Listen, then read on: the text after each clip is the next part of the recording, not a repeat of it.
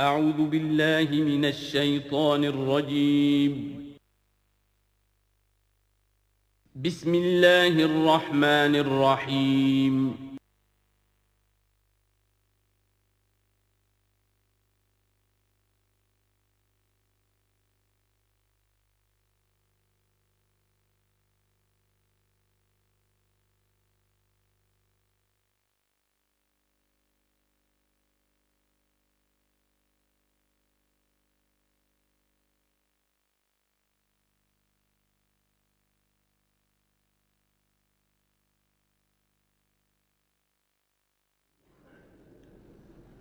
اما بعد فاعوذ باللہ من الشیطان الرجیم بسم اللہ الرحمن الرحیم حامیم والکتاب المبین انا جعلناہ قرآنا عربیا لعلکم تعقلون وقال تبارک وتعالی کما ورد فی سورۃ یوسف علیہ الصلاۃ والسلام الف لام را تلک آیات الکتاب المبین انا انزلناہ قرآنا عربیا لعلکم تعقلون وقال عز وجل کما ورد فی سورۃ الزمر قرآنا عربیا غیر ذی عوج وقال جل وعلا کما ورد فی اول سورۃ الکہف الحمد للہ الذی انزل علی عبدہ الکتاب ولم یجعل لہ عوجا صدق اللہ العظیم رب اشرح لی صدری ویسر لی امری واحلل عقدۃ من لسانی یفقہوا قولی۔ تعارف قرآن کے ضمن میں جو مباحث پہلی نشست میں مکمل ہو چکے ہیں اس میں ایک کمی رہ گئی تھی، اس کو پورا کر لیجئے۔ قرآن مجید کی 2 آیات کے بارے میں یہ روایت موجود ہے صحیح مسلم میں حضرت عبداللہ ابن مسعود رضی اللہ تعالی عنہ سے کہ سورہ بقرہ کی آخری 2 آیات حضور کو شب معراج میں عطا ہوئی ہیں، وہ زمین پر نازل نہیں ہوئیں بلکہ حضور نے آسمان پر پہنچ کر ان کو حاصل کیا ہے۔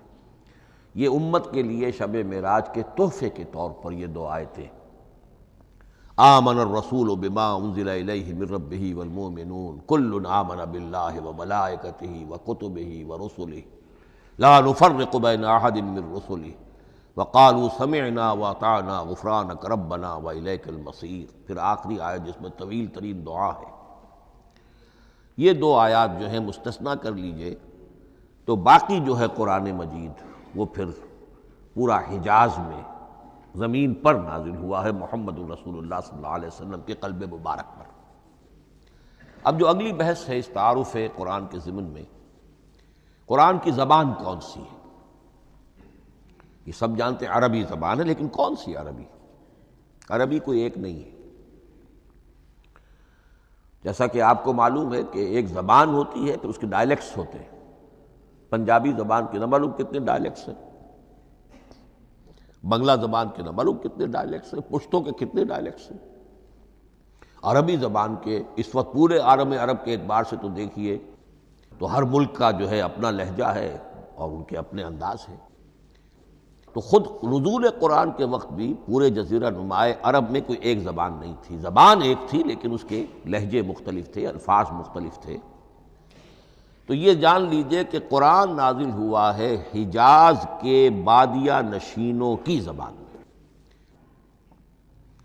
وہ اصل عربی زبان حجازی قوم سمجھتی تھی، شہری زبان نہیں، دیہاتی زبان، یعنی کہ شہروں میں دوسرے ملکوں کے لوگ آتے جاتے رہتے تھے۔ خاص طور پر مکہ مکرمہ جو ہے وہ تو چونکہ ایک بہت بڑا تجارتی مرکز تھا۔ لإلاف قریش ایلافہم رحلۃ الشتاء والصیف فلیعبدوا رب ھذا البیت۔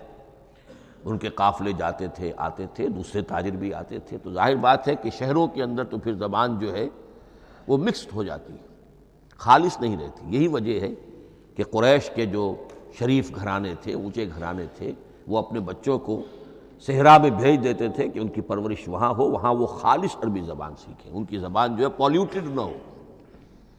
تو بادیہ نشین حجاز کے، نجد کے نہیں، حجاز کے بادیہ نشین، ان کی زبان میں قرآن نازل ہوا ہے۔ یہ آیتیں اس سے پہلے بھی سامنے آ چکی ہیں سورہ زخرف کی، انا جعلناہ قرآنا عربیا لعلکم تعقلون، ہم نے اس اپنے کلام قدیم کو عربی زبان کا جامہ پہنایا ہے۔ انا انزلناہ قرآنا عربیا، یہ سورہ یوسف کی آیات، ہم نے اتارا ہے اسے قرآن عربی بنا کر، قرآنا عربیا لعلکم تعقلون۔ سورہ زمر میں قرآنا عربیا غیر ذی عوج، یہ عربی مبین میں ہے، صاف ستھری دھلی ہوئی عربی زبان جس میں کہیں کوئی ٹیڑھ نہیں ہے، کوئی ایچ پیچ نہیں ہے۔ اور یہی پھر سورہ کہف میں جو ایک ترانہ حمد اللہ نے ہمیں سکھایا ہے کہ میرے اس انعام عظیم پر میرا شکر ادا کیا کرو، تو کن الفاظ میں الحمدللہ الذی انزل علی عبدہ الکتاب ولم یجعل لہ عوجا۔ تو یہ عربی مبین جو ہے اگرچہ اصلاً ہے بادیہ نشین حجاز کے، البتہ یہ کہ عرب کے دوسرے قبائل کے بھی ان کی زبانوں کے بعض الفاظ اس میں آئے ہیں۔ اس سے آگے بڑھ کر یہ کہ بعض معرب الفاظ بھی ہیں، ہندی زبان کا کوئی لفظ اس نے عربی کا جامہ پہن لیا، فارسی زبان کا کوئی لفظ اس نے عربی کا جامہ پہن، وہ بھی قرآن میں بعض ہیں، استثناءات ہیں یہ، جیسے سنگ گل، یہ فارسی زبان کا لفظ ہے، سنگ گل، وہ سجیل بن کر قرآن مجید میں آ گیا ہے، حجارۃ من سجیل، یہ جو الم تر کیف فعل ربک باصحاب الفیل سورہ فیل میں ہے، سنگ گل کا سجیل بنا۔ اس طرح کے کچھ اور الفاظ بھی ہیں، لیکن یہ سمجھیے کہ ایکسیپشنز پروو دی رول، یہ استثناءات ہیں، قاعدہ اپنی جگہ پر قائم رہے گا کہ یہ حجاز کے بدوؤں بادیہ نشینوں کی جو زبان تھی اس میں قرآن نازل ہوا ہے۔ اس قرآن کے بارے میں، اس کی زبان کے بارے میں جو چند پہلو سامنے رہنے چاہیے، فصاحت اور بلاغت کی معراج، یہ میں بعد میں قرآن کے وجوہ اعجاز پر جب بحث کروں گا کہ یہ کس کس اعتبار سے معجزہ ہے، تو وہاں زیادہ تفصیل سے یہ بات آئے گی کہ عربی زبان کی فصاحت اور بلاغت کی معراج ہے۔ آپ کو معلوم ہے کہ آج بھی دنیا میں یہودی بھی ہیں جن کی مادری زبان عربی ہے، عیسائی بے شمار ہیں جن کی مادری زبان عربی ہے، ان کے ہاں بھی عربی ادب کی چوٹی کی کتاب جو پڑھائی جاتی ہے وہ قرآن ہے، یہ انہیں ماننا پڑتا ہے کہ عربی ادب کی جو آخری کتاب ہے، چوٹی کی کتاب ہے، وہ یہی ہے۔ یہودی بھی پڑھائیں گے، جیسے آپ انگریزی زبان پڑھنی ہے سمجھنی ہے تو شیکسپیئر کے بغیر آپ کیسے سمجھیں گے، اب وہ تو ایک سٹینڈرڈ ہے۔ اسی طریقے سے یوں سمجھیے کہ عربی زبان عربی ہونے کے اعتبار سے کلام اللہ ہونا اس پر ان کا ایمان نہیں ہے، لیکن یہ کہ عربی زبان کے اعتبار سے اس کی فصاحت اور بلاغت کا لوہا وہ مانتے ہیں۔ پھر اس میں ایک خاص ملکوتی غنا ہے، ڈیوائن میوزک، صوتی آہنگ ہے، عذوبت ہے، مٹھاس ہے۔ لاہور میں ایک صاحب ہیں جو پروفیسر ہیں فونیٹکس کے پنجاب یونیورسٹی میں، وہ کہتے ہیں میں ثابت کر سکتا ہوں کہ جتنے بھی آج دنیا میں اصول ہیں صوتی، یہ خود اپنی جگہ ایک بہت بڑی سائنس ہے، اس کے اعتبار سے میں ثابت کر سکتا ہوں کہ بلند ترین موسیقی قرآن مجید میں ہے، ملکوتی غنا۔ اسی لیے قرآن مجید کو اچھی سے اچھی آواز میں پڑھنے کی تاکید آئی ہے، زینوا القرآن باصواتکم، قرآن کو اپنی آوازوں سے مزین کرو۔ اسی طریقے سے من لم یتغن بالقرآن فلیس منا، جو قرآن مجید کو اچھی سے اچھے طریقے پر پڑھنے کی کوشش نہیں کرتا وہ ہم میں سے نہیں ہے۔ اسی طرح کے واقعات بھی ہوئے ہیں۔ حضرت ابو موسیٰ اشعری رضی اللہ تعالی عنہ، وہ بہت خوش الحان تھے، تو ایک روز حضور سفر رات کے وقت کہیں گشت پر تھے، جا رہے تھے ان کے مکان کے قریب سے، تو وہ اس وقت رات کی نماز میں قرآن پڑھ رہے تھے، تو حضور وہاں کافی دیر تک کھڑے ہو کر سنتے رہے۔ ظاہر بات ہے کہ اس وقت کے مکان کیا ہوتے تھے، ایک ایک حجرہ ہوتا تھا، یہ کوئی کئی کنال کی کوٹھیاں تو نہیں ہوتی تھی کہ کیا پتہ چلے ان کے اندر کیا ہو رہا ہے۔ وہ تو حضرت ابو بکر کے مکان کے پاس سے گزرتے تھے تو ان کی تلاوت سنتے تھے، حضرت عمر کے مکان کے قریب سے گزرے ان کی تلاوت سنی، حضرت عمر بلند آواز میں پڑھتے تھے، حضرت ابو بکر بڑی پست آواز میں پڑھتے تھے۔ حضور نے پوچھا کہ تم ایسا کیوں کرتے ہو؟ حضرت عمر نے کہا میں اس لیے کرتا ہوں، زور سے پڑھتا ہوں کہ شیطان بھاگ جائے۔ حضرت ابوبکر نے عرض کیا کہ میں اس لیے پڑھتا ہوں کہ جس کو میں سنا رہا ہوں وہ سنتا ہے، اس کو بلند آواز کی ضرورت نہیں۔ حضور نے کہا کہ ابوبکر تم ذرا اونچی کر لو آواز، اور عمر تم ذرا پست کر لو، ایوریج میں لے آؤ۔ تو بہرحال یہ معاملہ حضور کا صحابہ کے ساتھ ہوتا تھا۔ تو ابو موسیٰ اشعری رضی اللہ تعالی عنہ کی جب قرأت آپ نے سنی تو اگلے روز جب ملاقات ہوئی فجر میں تو آپ نے تحسین فرمائی ان الفاظ میں، یا ابا موسیٰ انک قد اوتیت مزمارا من مزامیر آل داود، اے ابو موسیٰ تمہیں تو اللہ نے آل داود کے سازوں میں سے ایک ساز عطا کیا ہے، یعنی حضرت داود کے گلے میں جو ساز تھا، خوش الحانی تھی، ان کی آواز نہایت خوبصورت تھی۔ تو اسی طریقے سے اب وہاں کوئی مزمار سے مراد وہ نہیں ہے آلات موسیقی نہیں، گلے میں جو اللہ تعالیٰ نے رکھا ہے۔ تو انک قد اوتیت مزمارا من مزامیر آل داود۔ ایک آخری بات یہ نوٹ کیجئے کہ قرآن مجید کا عظیم ترین احسان ہے عربی زبان پر۔ یہ یوں سمجھیے کہ ایک ستون کی طرح اس زبان کو ٹھہرا دیا ہے، اس کو سٹیبل کیا ہے قرآن مجید۔ آج بھی پوری دنیا میں جسے عرب کہتے ہیں فصیح زبان، لغہ فصحی، وہ ایک ہے، وہ قرآن ہی کی ہے۔ زبانیں بدلتی رہتی ہیں۔ اردو 300 سال پہلے کی دکن میں جب شروع ہوئی، وہ آج آپ پڑھ بھی نہیں سکیں گے وہ کیا اردو تھی ولی دکنی کی، پھر وہ کیا اس نے روپ بدلے ہیں، اب وہ اردو کس شکل میں ہے، فارسی کن کن شکلوں میں رہی ہے، مختلف انگریزی کتنی شکلیں بدل گئی ہیں، لیکن عربی قائم ہے۔ اس کے لیے جیسے کہ قرآن مجید میں آتا ہے کہ ہم نے پہاڑ زمین میں گاڑ دیے اس کو سٹیبلائز کرنے کے لیے، ان تمید بکم، تمہیں لے کر زمین ایک طرف کو جھک نہ جائے۔ تو جس طرح یہ پہاڑ جو ہیں سٹیبلائزنگ ایفیکٹ رکھتے ہیں اس زمین کے لیے، اسی طریقے سے قرآن سٹیبلائزر ہے عربی زبان کا۔ اس کے اندر جو ایک ٹھہراؤ اور جماؤ پیدا کیا ہے، یہ قرآن مجید کا احسان عظیم ہے۔ تعارف قرآن کے ضمن میں اگلی گفتگو، قرآن کے اسماء و صفات۔ عربوں کا ایک خاص ذوق تھا، اور ظاہر بات ہے کہ اللہ تعالیٰ نے جب قرآن نازل کیا ہے تو عربوں کے ذوق کو بھی مد نظر رکھا ہے۔ ان کا ذوق کیا تھا؟ جس چیز سے انہیں محبت ہوتی تھی اس کے وہ بہت سے نام رکھتے تھے۔ گھوڑے کے لیے ہزاروں لفظ مل جائیں گے آپ کو، شیر کے لیے 5000 الفاظ مل جائیں، تلوار کے لیے 5000 الفاظ مل جائیں گے۔ یعنی اس شے کی جو بھی صفت ہے اس صفت کے اعتبار سے ایک نام، کوئی اور صفت ہے اس صفت کے ایک اور نام، تو وہ صفاتی نام۔ اب جیسا کہ آپ کو معلوم ہے اللہ کے 99 نام صفاتی تو ہے نا، اللہ کی ایک صفت دوسری صفت، اسی کے اعتبار سے اس کے نام ہیں۔ قرآن مجید کے اسماء علامہ جلال الدین سیوطی رحمۃ اللہ علیہ نے 55 شمار کیے، لیکن وہ بھی مکمل نہیں ہے لسٹ، اس لیے کہ اس میں ایک اہم نام برہان یہ شامل نہیں ہے۔ ان میں سے جو اہم اسماء ہیں میں آپ کو سنا دیتا۔ القرآن، جس پر گفتگو بعد میں ہوگی، اس لیے کہ سب سے زیادہ ایک رائے یہ ہے کہ یہ تو اس میں جامد ہے، اس میں علم ہے قرآن کے لیے، پراپر ناؤن ہے۔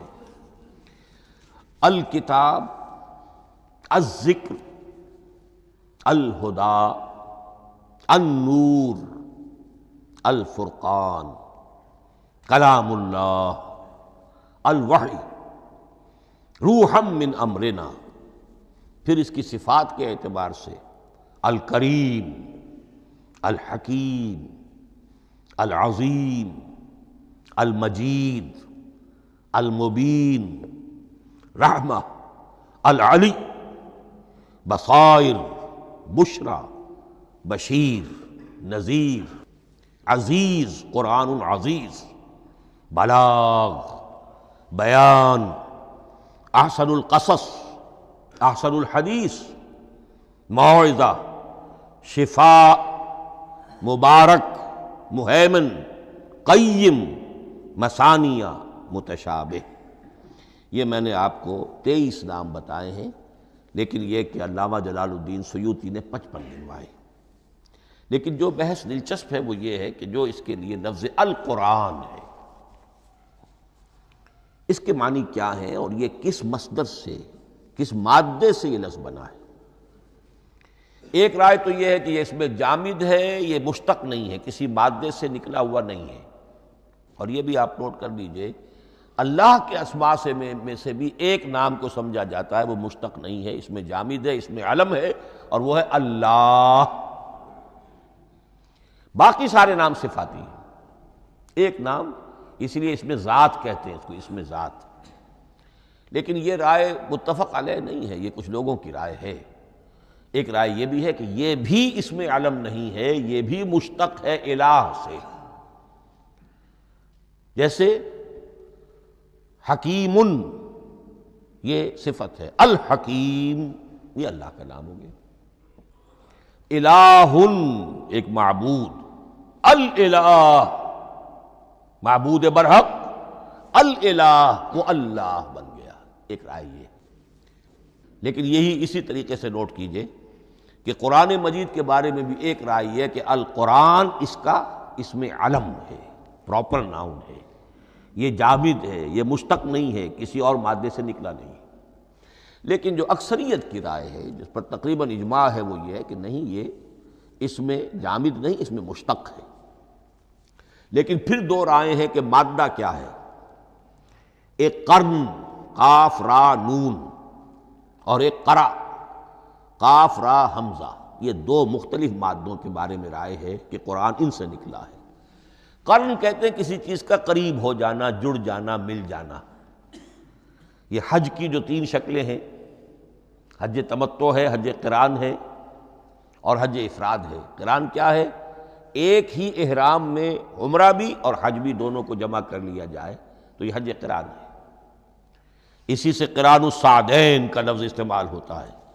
قرینہ اور قرائن جو ہے اسی سے الفاظ۔ امام فرا کی رائے یہ ہے کہ قرن سے یہ قرآن بنا ہے، اس لیے کہ اس میں بھی اللہ تعالیٰ کی آیات جمع ہو گئی۔ اسی طرح قرأ، قاف را اور حمزہ، اس قرات کا مصدر بھی بن جاتا ہے، جیسے رجحان، را جیم ہے، رجح سے رجحان۔ غفران، غفرانک ربنا، پروردگار ہم تیری مغفرت کے خواستگار ہیں۔ اسی طرح قرآن قرأ سے بنا ہے۔ مفعول جو ہے وہ مصدر کے معنی میں آ جاتا ہے، یعنی پڑھی جانے والی شے۔ اور ایک قرأ آتا ہے عربی زبان میں، قرأت الماء فی الحوض، میں نے پانی جمع کر لیا حوض کے اندر۔ بارش ہوئی، میں نے کچھ پانی حوض میں جمع کر لیا، قرأت الماء فی الحوض۔ اسی سے قریہ کا لفظ بنا، قریہ بستی کو کہتے ہیں جہاں لوگ جمع ہو کر رہتے ہیں، قریہ۔ تو اس معنی میں یہ قرآن جو ہے یہ جمع ہے اللہ تعالیٰ کی اسماء صفات اور اللہ کی ذات جو ہے اور اس کی آیات کا جامع ہے۔ یہ ہے لفظ قرآن کی بحث۔ اگلی بحث اور بڑی اہم ہے اور دلچسپ ہے، قرآن کا اسلوب کلام کس کیٹیگری میں فال کرتا ہے؟ قرآن کیا ہے؟ ایک شے کی تو سختی سے نفی کی اللہ نے، یہ شعر نہیں ہے۔ وما علمناہ الشعر وما ينبغی لہ، سورہ یاسین۔ ہم نے شعر تو انہیں سکھایا ہی نہیں، محمد الرسول اللہ کو صلی اللہ علیہ وسلم، اور وہ شعر ان کے شایان شان بھی نہیں۔ شاعروں کے بارے میں سورہ شعراء میں چونکہ بالعموم شاعروں کے بارے میں جو بات کہی گئی ہے، وَالشُّعَرَاءُ يَتَّبِعُهُمُ الْغَاوُونَ أَلَمْ تَرَ أَنَّهُمْ فِي كُلِّ وَادٍ يَهِيمُونَ إِنَّهُمْ يَقُولُونَ مَا لَا يَفْعَلُونَ إِلَّا الَّذِينَ آمَنُوا۔ استثناء تو ہے کہ اچھے لوگ بھی ہوتے ہیں، لیکن اکثر و بیشتر شعراء کا معاملہ یہی ہے، ان کی پیروی کرتے ہیں وہی لوگ کہ جو حد سے گزرنے والے ہوتے ہیں، لا ابالیانہ انداز والے لوگ، غیر سنجیدہ لوگ پیروی کرتے ہیں۔ خود وہ بھی زمین و آسمان کے قلابے ملاتے ہیں، کبھی ادھر کی بات کبھی ادھر کی بات۔ اور تیسری بات یہ کہ عام طور پر جو کہتے ہیں وہ کرتے نہیں ہیں، انہم یقولون ما لا یفعلون۔ تو یہ شعر کی تو نفی کی گئی ہے قرآن مجید، جیسا کہ میں نے آپ کو سنایا تھا سورہ حاقہ کی آیات، انہ لقول رسول کریم وما هو بقول شاعر، یہ شاعر کا کلام نہیں۔ البتہ ایک بات نوٹ کیجئے، جسے آزاد شاعری، آزاد نظم کہا جاتا ہے، وہ میرا گمان یہ ہے، میں نے چونکہ ان چیزوں کا کوئی تحقیقی مطالعہ نہیں کیا ہے، کہ شاید وہ ہے ہی قرآن سے ماخوذ آزاد شاعری۔ اس میں وزن نہیں ہوتا، ردم ہوتا ہے۔ آزاد شاعری کے اندر ایک ردم ہوتا ہے، وزن نہیں ہے، ایک مصرع اتنا سا، ایک بڑا لمبا چوڑا، لیکن ردم رہے گا۔ یہ جو آزاد شاعری، بلینک ورس جس کو آپ کہتے ہیں، میرا گمان یہ ہے کہ شاید دنیا میں اس کا رواج قرآن کے بعد ہی ہوا ہو، اور قرآن مجید ہی کی نقالی میں یہ صنف جو ہے ادب کی وہ ایجاد کی گئی ہو۔ واللہ عالم، میں یہ بات دعوے سے نہیں کہہ سکتا، گمان ہے میرا۔ البتہ یہ کہ اب اس سے آگے چلیے، شعر نہیں ہے، نثر ہے، لیکن نثر کے اعتبار سے بھی کون سی کیٹیگری میں آئے گی؟ کیا یہ کتاب عام معنی میں جسے ہم کتاب کہتے ہیں وہ کتاب ہے؟ ایک تو وہ بات تھی نا جو اقبال کے حوالے سے میں نے آپ سے کہی، کتابیں نیست چیزیں دیگر است، اس وقت وہ بات نہیں میں کہہ رہا۔ عام کتابوں سے اس کا فرق کیا ہے؟ ایک کتاب ہوتی ہے، اس میں ہر چیپٹر میں ایک بحث مکمل ہو جاتی ہے، اگلے چیپٹر میں پھر لوٹا کر آپ پہلے چیپٹر کی کوئی بات نہیں کریں گے، پھر وہ بات آگے چلے گی، ابواب ہوں گے، ابواب میں مضمون کے مطابق مضمون آگے بڑھتا چلا جائے گا۔ کتاب کا یہ لازمی وصف ہے۔ قرآن مجید عثمانی میں کتاب نہیں ہے، اس میں قصہ آدم و ابلیس 7 جگہ آ رہا ہے، بار بار آ رہا ہے، سورہ بقرہ میں، سورہ اعراف میں، سورہ ہجر میں، سورہ بنی اسرائیل میں، سورہ کہف میں، پھر سورہ طٰہٰ میں، چلتے جائیے، سورہ صاد میں حضرت موسیٰ علیہ السلام کا قصہ کتنی مرتبہ آ رہا ہے۔ تو قرآن مجید اس کتاب کی کیٹیگری، اس کی ڈیفینیشن پر پورا نہیں اترتا۔ دنیا میں جو کتاب کا معیار ہے، عام اس کا جو اسلوب ہے، اس کی جو ڈیفینیشن ہے، ایک شکل ہوتی ہے مجموعہ مقالات، وہ بھی نہیں ہے۔ اس میں ہر مقالہ اپنی جگہ پر ایک مکمل شے ہوتی ہے، لیکن یہ کہ وہ دوسرے مقالات سے تو مختلف ہوگی، یہ مجموعہ مقالات بھی نہیں۔ اس کا اسلوب جو ہے وہ خطبے کا ہے، اوریشن، اور یہ کہا جا سکتا ہے it's a collection of divine orations. یہ اللہ تعالیٰ کے خطبات کا مجموعہ ہے۔ مختلف اوقات میں خطبے نازل ہوتے تھے حضور پر صلی اللہ علیہ وسلم، اور یہ بھی جان لیجئے کہ عرب میں ادب کی 2 ہی صنفیں تھیں جو معروف تھیں، یا شعر یا خطبہ، یا خطیب ہوتے تھے بڑے شعلہ بیان خطیب، اور یا شاعر ہوتے تھے۔ تو یہ جب شعر کے اسلوب پر نہیں تھا تو خطابت کا اسلوب ہے جو اللہ نے اختیار فرمایا، اور ہر موقع پر، ہر مرحلے پر جو خطبہ اس وقت کے حالات کی مناسبت سے نازل ہوا وہ ایک صورت ہے۔ تو یہ ہے کلیکشن آف ڈیوائن اوریشنز، یہ اللہ تعالیٰ کے مجموعہ خطبات الہیہ اسے کہا جا سکتا ہے، لیکن اس سے جو چند نتیجے نکلتے ہیں وہ نوٹ کرنے ضروری ہیں۔ خطبے میں مخاطب اور مخاطب کے مابین ایک ریپور ضروری ہے۔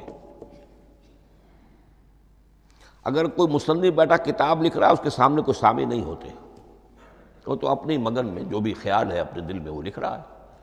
خطبے میں سامنے ہوتے، اگر ان کے درمیان رپورٹ نہ رہے، ہم آہنگی نہ رہے، تو پھر وہ خطبہ غیر مؤثر ہو جائے گا، لوگ جو ہیں ان کو اونگ آنے لگے گی، وہ متوجہ ہی نہیں رہیں گے۔ تو ایک رپورٹ مخاطب اور مخاطب ان کے درمیان۔ دوسرے یہ کہ خطبہ کا ایک وصف لازمی یہ ہوتا ہے کہ ایک واقعاتی پس منظر ہوتا ہے پیچھے موجود۔ اب کوئی شخص ہے سیاسی تقریر کر رہا ہے، ایک خاص پس منظر موجود ہے، اس میں وہ ان چیزوں کی طرف حوالے دیتا چلا جائے گا، صرف کوئی تفصیلات بیان نہیں کرے گا، اس لیے کہ وہ لوگوں کو معلوم ہے آج کے دور کا ایک واقعہ ہے، لوگوں کے علم میں ہے۔ لیکن کتاب میں آپ لکھیں گے تو پھر وہ پورا واقعہ بھی بیان کرنا پڑے گا آپ کو کہ یہ کب ہوا، کیسے ہوا، جس کا میں حوالہ دے رہا ہوں۔ لیکن خطبے کے اندر پس منظر جو ہے وہ موجود ہے، اور اس کے حوالے سے صرف جو اشارات اس کی طرف ہو جائیں گے۔ نمبر 3 یہ ہے کہ خطبے میں تحویل خطاب بہت ہوتا ہے۔ تحویل خطاب سے کیا مراد ہے؟ ابھی خطیب آپ سے بات کر رہا ہے، آپ سے مخاطب ہے، اور کسی وقت وہ فلاں کو جو یہاں موجود بھی نہیں ہے وہ نواز شریف صاحب کو خطاب کرنا شروع کر دے گا. بھائی نواز شریف تو یہاں نہیں ہے، لیکن خطاب انداز وہ تو تقریر مقرر ہے، سیاسی تقریر کر رہا ہے، نواز شریف کو چیلنج کر رہا ہے. نواز شریف یہ کر دو گے تو ہم یہ کر دیں گے، اور نواز شریف یہ تم غلط کر رہے ہو، یا بے نظیر تمہارا یہ معاملہ. ہاں بے نظیر تو وہاں موجود نہیں. صدر ایوب صاحب کو جو بھی گالیاں دی جاتی تھی تقریروں کے اندر، وہ خود تو وہاں موجود نہیں ہوتے تھے. تو اس میں تحویل خطاب نوٹ کرنا پڑتا ہے، ابھی کس سے بات ہو رہی تھی، ابھی کس سے بات ہو رہی تھی. قرآن مجید میں آپ دیکھیں گے ایک آیت میں حضور سے خطاب ہے، اگلی آیت میں کفار سے خطاب ہے، اس سے اگلی آیت میں اہل ایمان سے خطاب ہے. تو تحویل خطاب جو ہوتا ہے اس کے حوالے سے نوٹ کرنا پڑتا ہے کہ اس وقت اس آیت کا جو رخ ہے کدھر ہے، اس میں کس کو خطاب کیا جا رہا ہے. چوتھی بات یہ ہے کہ خطبے میں صرف عقل سے اپیل نہیں کی جاتی، جذبات سے بھی اپیل ہوتی ہے. اسی لیے خطابی انداز کہلاتا ہے. خطابی انداز میں لوگوں کے جذبات سے بھی اپیل کی جاتی ہے. جبکہ آپ ایک مقالہ لکھ رہے ہوں گے، اس میں جذبات کی بات نہیں آئے گی. ٹھنڈی ٹھنڈی عقلی باتیں، منطقی باتیں، دلیل صغرا کبرا جوڑیے، نتیجہ نکالیے، وہ لوگوں کے سامنے رکھیے، تصنیف ہے. لیکن خطبے کے اندر صرف عقل نہیں، جذبات سے بھی اپیل ہوتی ہے. اب یہ سارے اوصاف میں جو بیان کر رہا ہوں یہ سب قرآن مجید میں بتمام و کمال بدرجہ اتم موجود ہیں.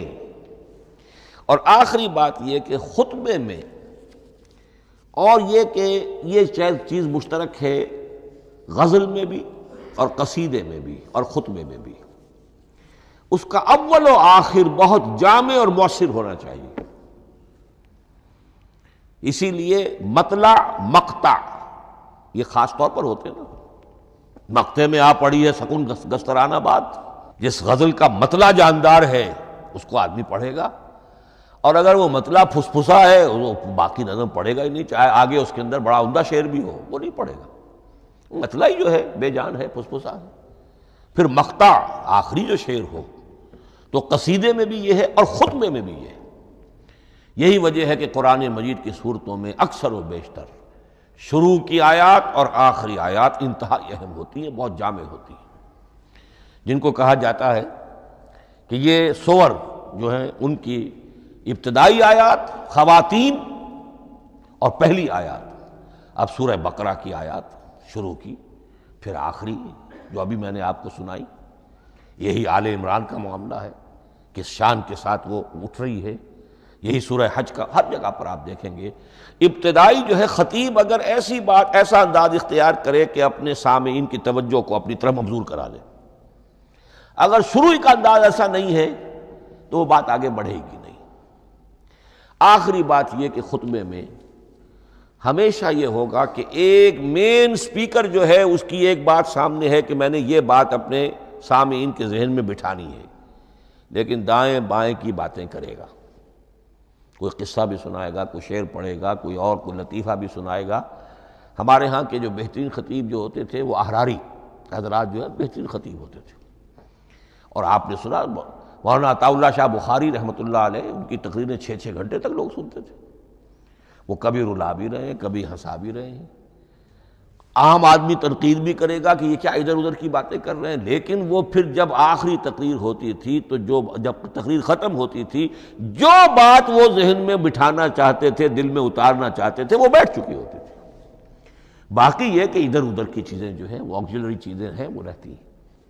یہ ہیں 6 اوصاف خطبات کے، اور قرآن مجید کے اندر بھی یہ اوصاف کم و بیش موجود ہیں. قرآن کا اسلوب خطبے کا ہے. اب اگلی بحث پر آئیے، قرآن مجید کی ترکیب اور تقسیم، سنتھیسس اور ڈویژنز. اب اس میں سمجھیے کہ کلام جو ہے اللہ کا کلام ہے. کلام مرکب ہوتا ہے کلمات سے.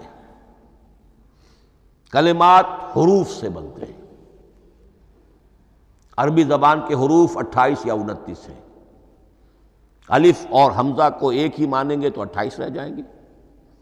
الف علیحدہ حمزہ علیحدہ تو 29 ہو جائیں گے. یہ حروف جڑتے ہیں، لفظ بنتے ہیں. لفظ محمل بھی ہوتا ہے لیکن کلمہ وہ کہلاتا ہے جو بامانی لفظ ہو. پھر ان کلمات کو آپ جوڑتے ہیں، یہ مرکب توصیفی بن گیا، مرکب اضافی بن گیا، مرکب عددی بن گیا، مرکب جاری بن گیا، پھر ان مرکبات کو جوڑ کر فقرہ بنتا ہے، جملہ بنتا ہے، کلام مفید جس کو کہا جاتا ہے۔ قرآن مجید کے اعتبار سے علامہ سیوطی نے مخصوص جو قرآن کی اصطلاحات ہیں ان کے حوالے سے ایک بات کہی ہے، لیکن واقعہ یہ ہے کہ قرآن کی اصطلاحات خود اپنی ہیں، دنیا کی دوسری کسی بھی اصطلاحات پر ان کو قیاس نہیں کیا جا سکتا۔ لیکن جاہز چونکہ قدیم تھے، انہوں نے قرآن مجید کو کہا یہ دیوان کی شکل رکھتا ہے، جیسے کہ حافظ کا دیوان کسی اور کا دیوان۔ سورتیں جو ہیں وہ قصیدوں کی شکل میں ہیں، بیت شعر آیت ہے، قوافی جو ہوتے ہیں شعروں میں قافیہ، وہ یہاں فواصل ہیں، آیت کے آخری حروف ایک دوسرے سے مشابہ ہوتے ہیں کہ جن سے پھر وہ صوتی آہنگ پیدا ہوتا ہے۔ الرحمن علم القرآن خلق الانسان علمہ البیان۔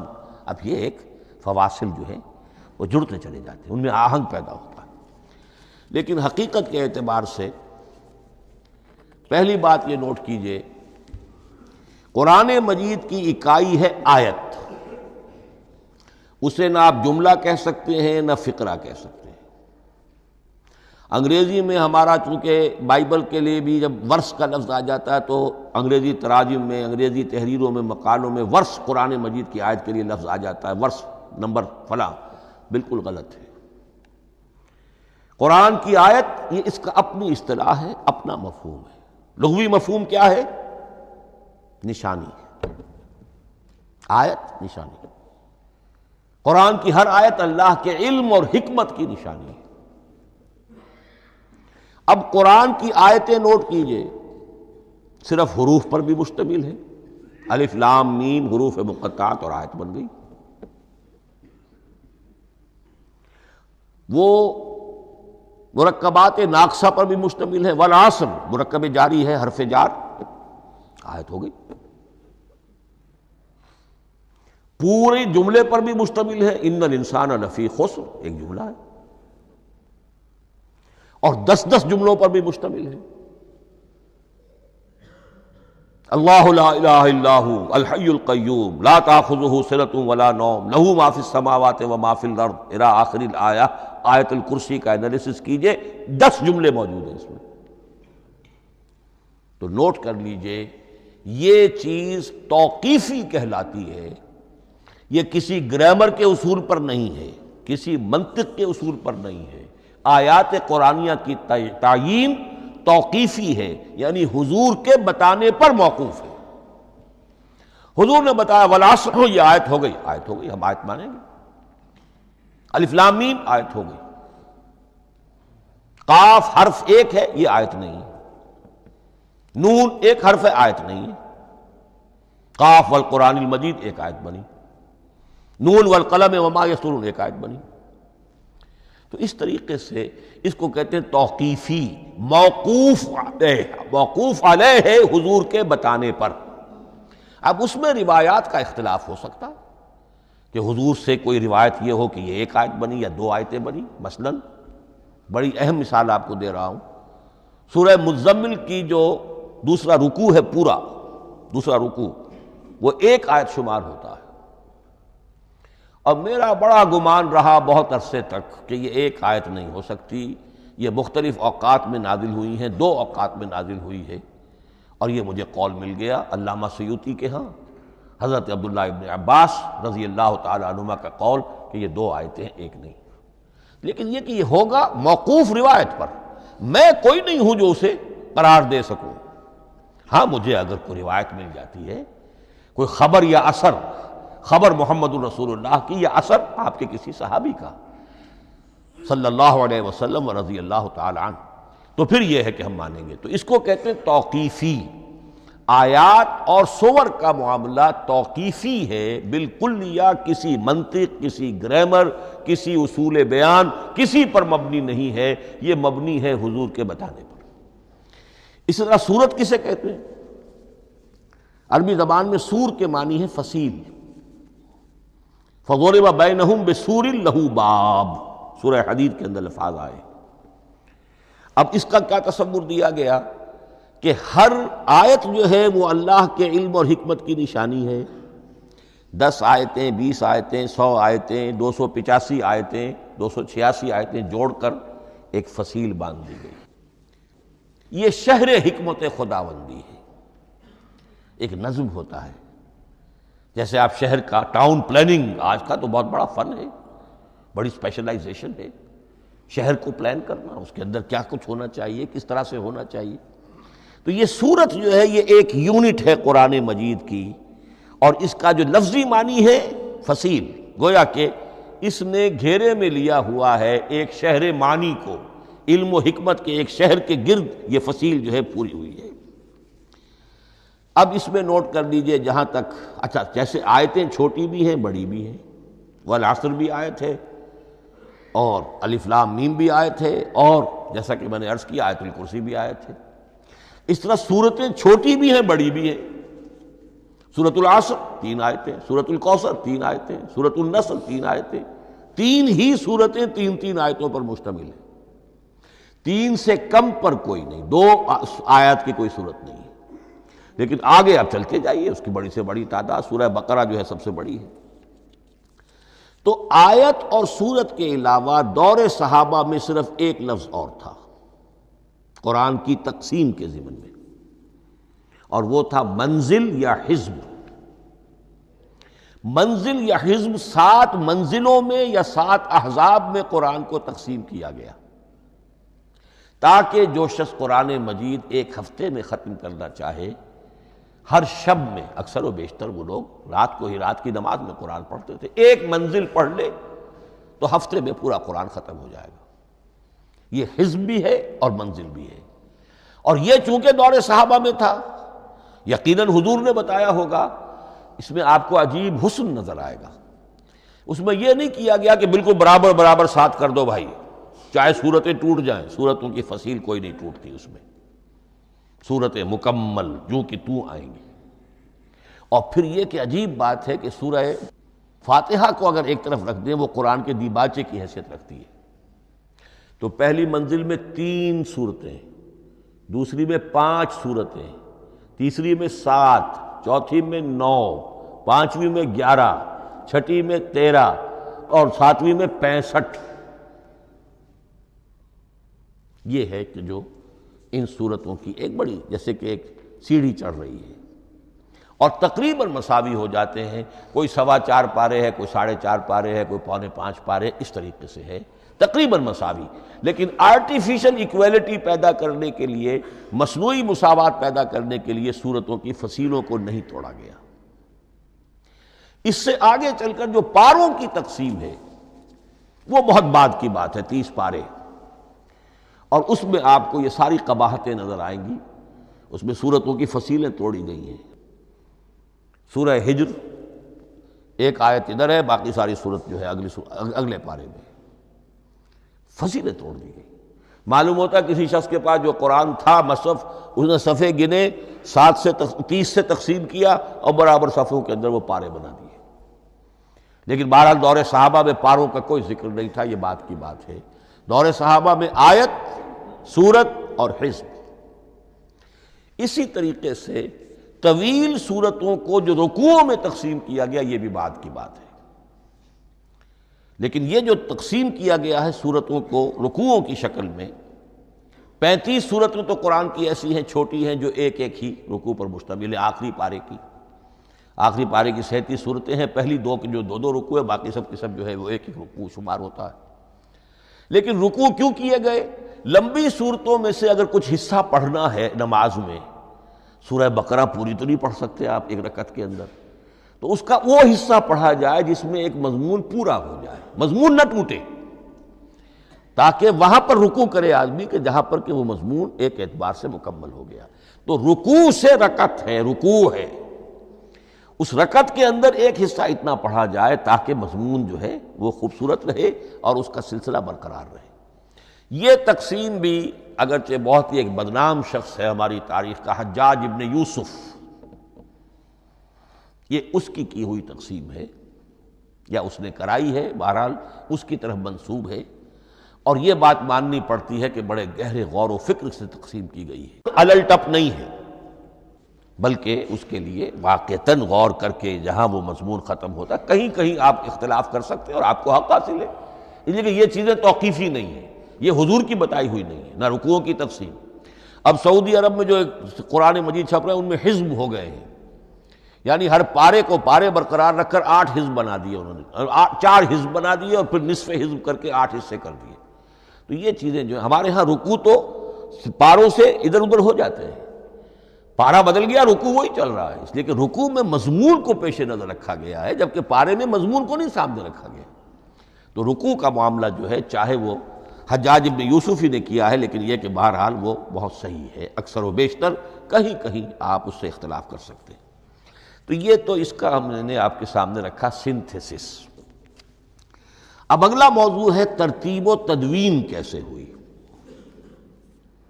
ان علینا جمعہ و قرآنہ، ہمارے ذمے ہے اس کو جمع بھی کرنا اور پڑھوانا بھی، اور پڑھوانے میں ترتیب آ جائے گی لازماً۔ لیکن یہ کہ ایک بات تو اس میں بالکل متفق علیہ ہے جس میں کسی شک و شبے کی گنجائش نہیں، قرآن کی ترتیب نزولی اور تھی، ترتیب مصحف اور ہے۔ ترتیب مصحف میں سورہ فاتحہ کے بعد سورہ بقرہ ہے، سورہ بقرہ نازل ہوئی ہے مدنی دور میں جا کر، پھر سورہ آل عمران ہے وہ بھی مدنی ہے، سورہ نساء ہے وہ مدنی ہے، سورہ مائدہ ہے وہ مدنی، پھر آئی ہے سورہ انفال اور سورہ توبہ۔ یہ سورہ انفال تو مدنی نہیں، سورہ انعام اور سورہ اعراف یہ ہے کہ جو مکیات ہیں، یہ کہ بھی مکی دور کی بھی آخری زمانے کی ہے۔ ابتدائی جو مکی صورتیں وہ سب سے آخری حصے میں ہیں، 29واں پارہ اور 30واں پارہ۔ تو ترتیب نزولی اور تھی، ترتیب مصحف اور ہے، اس میں تو کسی شک و شبے کی گنجائش نہیں۔ لیکن ہمارے ہاں اہل تشیع نے اس چیز کو بہت اچھالا ہے۔ ان میں سے بعض گروہ ایسے ہیں جن کا کہنا یہ ہے کہ اصل قرآن جو ہے وہ ترتیب نزولی کے مطابق تھا، یہ ترتیب تو عثمان نے کر دی رضی اللہ تعالی عنہ۔ حضرت علی کے پاس اصل قرآن جو ترتیب نزولی کے مطابق تھا موجود تھا، اور اب بھی ان کے خیال میں جو ان کے امام غائب جو ہیں چھپے ہوئے ہیں غار میں، تو ان کے پاس وہ نسخہ اصل حضرت علی والا موجود ہے، اور جب وہ ظاہر ہوں گے تو اصل قرآن لے کر آئیں گے۔ یہ سارے شیعوں کا قول نہیں ہے، لیکن یہ کہ ان میں بہت سے لوگ ہیں کہ جو ان باتوں کو مانتے ہیں۔ جہاں تک اس بات کا تعلق ہے کہ حضرت علی نے ترتیب نزولی پر کوئی مصحف جمع کیا ہو، اس میں کوئی اشکال نہیں ہے، اس لیے کہ علمی طور پر یہ ایک بڑی عمدہ ایکسرسائز بنتی ہے۔ ایک زمانے میں بہت کوشش کرتا رہا ترتیب نزولی سے، اس لیے کہ ترتیب نزولی سے سیرت نبوی اخذ ہوتی ہے، پہلے کیا نازل ہوا، پھر کیا نازل ہوا، پھر کیا نازل ہوا۔ در حقیقت اگر آپ ترتیب نزولی سے قرآن مرتب کر دیں تو وہ سیرت النبی بن جائے گی۔ تو اس کو سمجھنے کے لیے ایک زمانے میں نے بڑی محنت کی ہے، لیکن ایک تو یہ کہ وہ یقین سے وہ باتیں ملتی نہیں ہیں، بعض روایات ہیں لیکن یہ کہ پھر بھی آپ یقین سے نہیں کہہ سکتے۔ اکثر و بیشتر قرآن مجید میں لکھا بھی ہوتا ہے، ترتیب کے موٹی موٹی چیزیں معلوم ہیں نزولی ترتیب کی، لیکن یہ ہے کہ یقین کسی بات پر نہیں۔ تو پہلی بات یہ ہے کہ ہمارے نزدیک، اہل سنت کے نزدیک، اصل جو حجت ہے دین میں وہ ترتیب مصحف ہے۔ یہی ترتیب جو اس وقت مصحف عثمان کی ہے رضی اللہ تعالی عنہ، یہی ترتیب ہے لوح محفوظ کی، یہی ترتیب ہے ام الکتاب میں، یہی ترتیب ہے کتاب مکنون میں۔ اب اس کو سمجھیے کہ اس کی تدوین کن مراحل میں ہوئی۔ سب سے پہلے اس کے جو مراحل ہے 3، خود نبی اکرم صلی اللہ علیہ وسلم کے زمانہ مبارک میں جمع اور ترتیب یہ ہو گئی، لیکن کتابی شکل میں نہیں، ما بین الدفتین نہیں۔ حضور نے لوگوں کو پڑھ کر سنایا، اس ترتیب سے سنایا جس ترتیب سے یہ مصحف میں اب موجود ہے، اور ہر رمضان میں حضرت جبرائیل دورہ کرتے تھے حضور کے ساتھ، جتنا کہ قرآن اس وقت تک نازل ہو چکا ہوتا تھا، اور آخری رمضان مبارک آپ کی حیات طیبہ کا جو تھا اس میں 2 مرتبہ پورے قرآن کا دورہ ہوا۔ تو دورہ قرآن بغیر ترتیب کے تو نہیں ہو سکتا۔ تو یہ ترتیب حضور کی ہوئی ہے، توقیفی ہے، اور حضور ہی نہیں اللہ کی ہوئی ہے۔ یہی ترتیب لوح محفوظ میں، کتاب مکنون میں اور ام الکتاب میں ہے، اور یہ ترتیب حضور دے کر گئے ہیں صحابہ کرام کو۔ حفاظ تھے، کتنے حفاظ جو ہیں جنگ یمامہ میں شہید ہو گئے، تبھی تو خیال آیا کہ اس کو کتابی شکل میں بھی مرتب کیا جائے۔ لیکن کتابی شکل میں جسے کہتے ہیں دو گتوں کے درمیان ایک کتاب مجلد، اس صورت میں جہاں تک میں تحقیق کر سکا ہوں اور جہاں تک ہمارے اکثر و بیشتر لوگوں کی رائے ہے، حضور کے زمانے میں یہ اس طریقے سے مابین الدفتین، دو گتوں کے مابین ایک کتاب کی شکل میں قرآن موجود نہیں تھا۔ لوگوں کے سینوں میں محفوظ تھا، جیسے محمد الرسول اللہ کے سینے میں محفوظ تھا۔ ان علینا جمعہ، وہ جمع حضور کے سینے میں کیا اللہ نے۔ اسی طرح پھر صحابہ کرام بے شمار جو حفاظ تھے ان کے سینوں میں محفوظ تھا۔ دوسرا مرحلہ کب آیا؟ جب حضرت ابوبکر صدیق کے عہد خلافت میں جنگ یمامہ میں بہت سے حفاظ شہید ہو گئے۔ اب ایک تشویش پیدا ہوئی، ایسا نہ ہو کہ قرآن ضائع ہو جائے، لہذا اسے کتابی شکل میں مرتب کر لینا چاہیے۔ اس کے لیے پھر بہت سے صحابہ نے حضرت ابوبکر کو اپروچ کیا کہ جتنے قراء ہیں، جتنے کاتبین وحی ہیں، ان سب کو آپ جمع کیجئے اور جمع کر کے اس قرآن مجید کو ایک کتاب کی شکل میں جمع کر لیں۔ حضرت ابوبکر شروع میں بہت ریلیکٹنٹ رہے، بہت ریلیکٹنٹ رہے۔ ان کا ایک خاص مزاج تھا، اتباع رسول کا جذبہ انتہا درجے کا۔ جو کام حضور نے نہیں کیا میں کیسے کروں؟ اگر تو یہ کام واقعی کرنے کا تھا تو حضور کرتے، میں کیسے کروں؟ لیکن یہ کہ جب صورتحال بہت لوگوں کی طرف سے دباؤ پڑا کہ نہیں یہ کر لینا چاہیے، ان کے سامنے بھی حکمت آ گئی، تو پھر انہوں نے اتفاق کرتے ہوئے جتنے بھی کاتبین وحی تھے ان سب کی ایک کمیٹی بنائی اور ان کو کہا کہ اب اس قرآن کو مرتب کر کے ایک کتابی شکل دے دی جائے۔ وہ کتابی شکل حضرت ابوبکر کے دور میں ہو گئی۔ تیسرا مرحلہ کیا ہے؟ یہ کتابی شکل میں جب قرآن مجید آ گیا اور شروع میں یہ اجازت تھی کہ ہر قبیلے، ہر علاقے کے لوگ اپنے لہجے میں پڑھ لیں۔ اب پنجابی ہمارا مسلمان جو ہے وہ چاقو کو کاچو کہے گا تو وہ لکھے ہوئے کو بھی چاقو کو کاچو پڑھ کے نکلے جائے گا۔ تو مختلف لہجوں میں ہونے سے وہ ان کا جو ہے قرآن مجید بدل رہا تھا، کوئی کسی طرح پڑھ رہا ہے، کوئی کسی طرح پڑھ رہا ہے۔ اب اس کی تشویش ہوئی حضرت عثمان کے زمانے میں، جب دور بہت پھیل گیا، اسلام کا دائرہ، دارالاسلام کی وسعت بہت ہو گئی، کہ اس طرح اگر یہ لوگ پڑھیں گے اور اپنے اپنے لہجے کی وجہ سے اب اس لہجے میں شکل بدل بھی جاتی ہے لفظ کی۔ کاچو کو کاف الف چے واو لکھنا شروع کر دیں گے پھر کہ کاچو سنا ہم نے، تو چاقو تو سنا ہی نہیں۔ تو ایک لفظ ہے چاقو لکھ رہا ہے اور ایک کاچو لکھ رہا ہے، تو چاقو اور کاچو میں فرق ہو گیا۔ لہذا اس وقت پھر جو کام کیا گیا وہ یہ کہ ایک ہی رسم تحریر، رسم کتابت، رسم الخط میں قرآن مجید کے نسخے تیار کیے گئے۔ اصل میں ایک بہت بڑا مغالطہ ہو جاتا ہے ہمارے جمعوں کے خطبوں میں، حضرت عثمان رضی اللہ تعالیٰ عنہ کے نام نامی کے ساتھ وہ قوافی جو ہیں ان کی مناسبت سے جامع آیات القرآن عثمان ابن عفان رضی اللہ تعالیٰ عنہ، غالب علی کل غالب علی ابن ابی طالب رضی اللہ تعالیٰ۔ اب یہ جو جوڑتے ہیں قافیے، تو حضرت عثمان کے نام کے ساتھ یہ قافیہ جوڑ دیا، اس سے لوگوں کو مغالطہ بھی ہوا اور دشمنوں نے ایکسپلائٹ کیا کہ اس کا مطلب یہ ہے کہ قرآن تو جمع ہوا ہے حضرت عثمان کے زمانے میں، اور حضرت عثمان کے زمانے میں اور حضور کے زمانے میں کم و بیش 15 سال کا فصل تو ہو چکا، گویا کہ قرآن مرتب ہی ہوا ہے حضور کے انتقال کے 15 برس بعد۔ پھر حضرت عثمان کی شخصیت کو خاص طور پر جو سبائی فتنہ اٹھا تھا اس نے ایک ڈسپیوٹڈ پرسنالٹی بنا کے رکھ دیا ہے، نہیں معاذ اللہ، کوئی شک نہیں، لیکن یہ کہ ایک فتنہ اٹھا، فتنۃ الکبریٰ، اور حضرت عثمان رضی اللہ تعالیٰ عنہ کو انہوں نے بدنام کیا، لہذا اس کے نام سے اور بٹا لگ گیا، یہ مصحف عثمان ہے۔ یہ ہے اصل میں وہ حماقتیں کہ جو ہوئی ہیں ہم سے، یہ قافیے ملانے کی وجہ سے، حالانکہ حضرت عثمان کی شان جو ہے وہ در حقیقت جامع آیات القرآن نہیں ہے، جامع الامت علی رسم واحد، پوری امت کو ایک رسم الخط پر جمع کرنے والی شخصیت حضرت عثمان کی ہے۔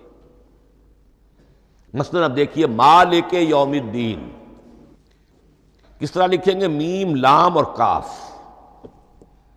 میم الف اور لام اور کاف لکھیں گے آپ، یہ غلط ہو جائے گا۔ میم پر کھڑا زبر ہوگا اور اس کو مالک پڑھیں گے، میم پر اگر کھڑا زبر نہیں ہے پڑھا زبر ہے تو ملک پڑھیں گے، اور قراتوں میں یہ دونوں موجود ہے، ملک یوم الدین بھی ہے اور مالک یوم الدین بھی ہے۔ اگر آپ نے میم الف لکھ دیا ایک قرات نکل گئی، اب وہ اس میں آ ہی نہیں سکتی، وہ تو مالک ہی پڑھا جائے گا۔ یہ زیر زبر بھی جو لگے ہیں قرآن مجید میں، یہ بھی حجاج ابن یوسف کے زمانے میں لگے، اس سے پہلے نہیں تھے۔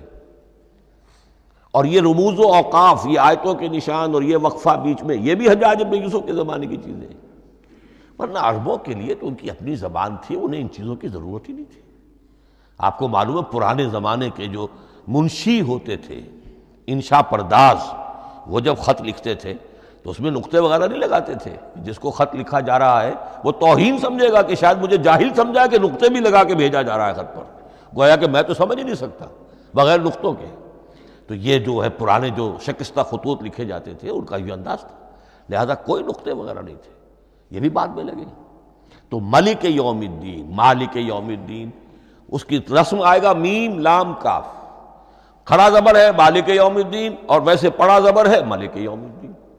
یہ رسم الخط ہے جس پر کہ حضرت عثمان رضی اللہ تعالی عنہ نے پوری امت کو جمع کر دیا، اور اس کے نسخے تیار کرا کے، مختلف روایات میں آتا ہے 5 یا 7 نسخے تھے، ایک مدینہ منورہ میں رکھا اپنے پاس، اور اسی پر ان کے خون کے دھبے بھی ہیں، اور وہ نسخہ قرآن مجید کا اب استنبول کے اندر ہے، توپ کاپی کا جو عجائب خانہ ہے، عجائب گھر ہے، جس میں جہاں نوادرات کے ساتھ ساتھ حضور کے بھی کچھ تبرکات اور جمع ہیں، وہاں وہ نسخہ موجود ہے۔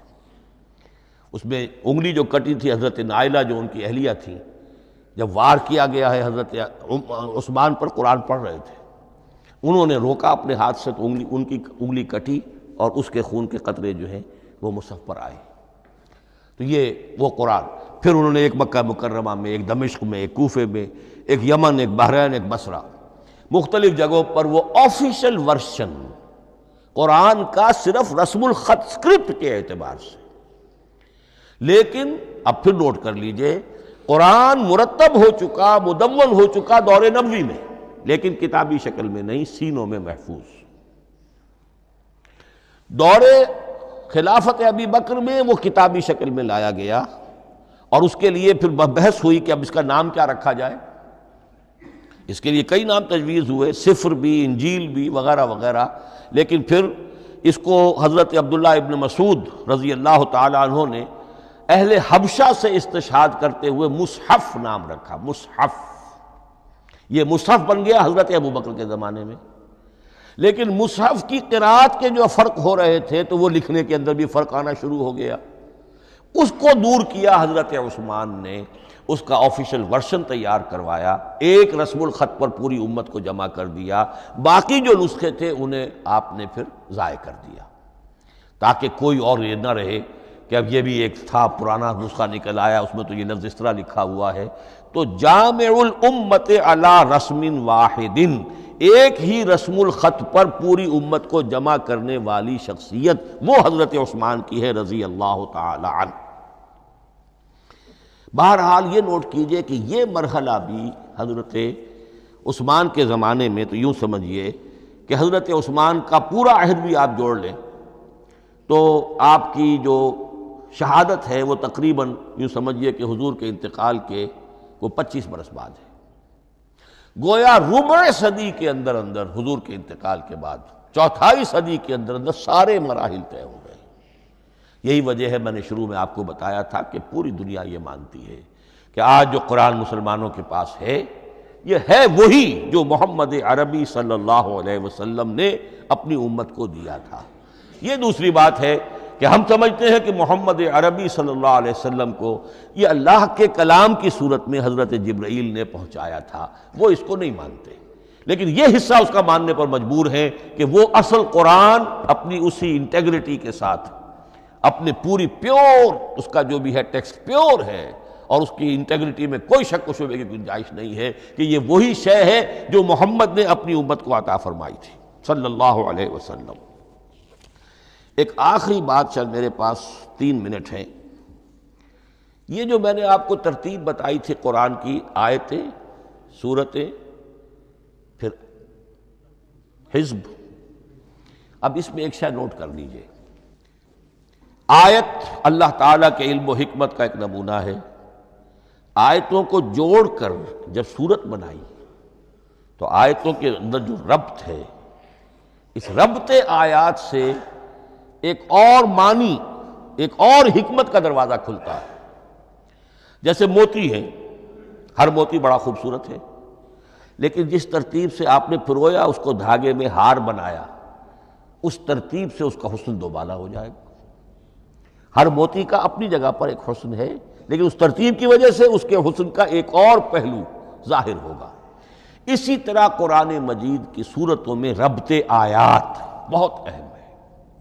ایک مرکزی مضمون ہوتا ہے ہر صورت کا، مرکزی مضمون، عمود، اور اس کے گرد وہ ساری آیتیں اس طریقے سے گھوم رہی ہوتی ہیں، جڑی ہوئی ہوتی ہیں، جیسے کہ ایک دھاگے کے اندر پروئے ہوئے موتی ہوتے ہیں کہ جس کی جو ہار کی شکل اختیار کرتے ہیں۔ دوسری بات یہ، اکثر و بیشتر صورتیں قرآن مجید میں جوڑوں کی شکل میں ہیں۔ ایک مضمون کا ایک پہلو اس جوڑے کے ایک فرد میں، اور دوسرا پہلو اسی کا دوسرے فرد میں۔ جیسے معوذتین، 2 صورتیں ہیں، مضمون ایک یہ تعوذ، معوذتین۔ الزہراوین، سورہ بقرہ، سورہ آل عمران کو کہا گیا الزہراوین، حضور نے فرمایا 2 نہایت تابناک صورتیں، بڑی روشن صورتیں۔ جیسے آپ دیکھیں گے یا ایھا المدثر یا ایھا المزمل قم اللیل الا قلیلا یا ایھا المدثر قم فانذر، ایک ہی طرح کا اٹھان ہے، حضور سے خطاب ہو رہا ہے۔ سورۃ الضحیٰ، سورۃ الانشراح، یہ تمام جوڑوں کی شکل میں۔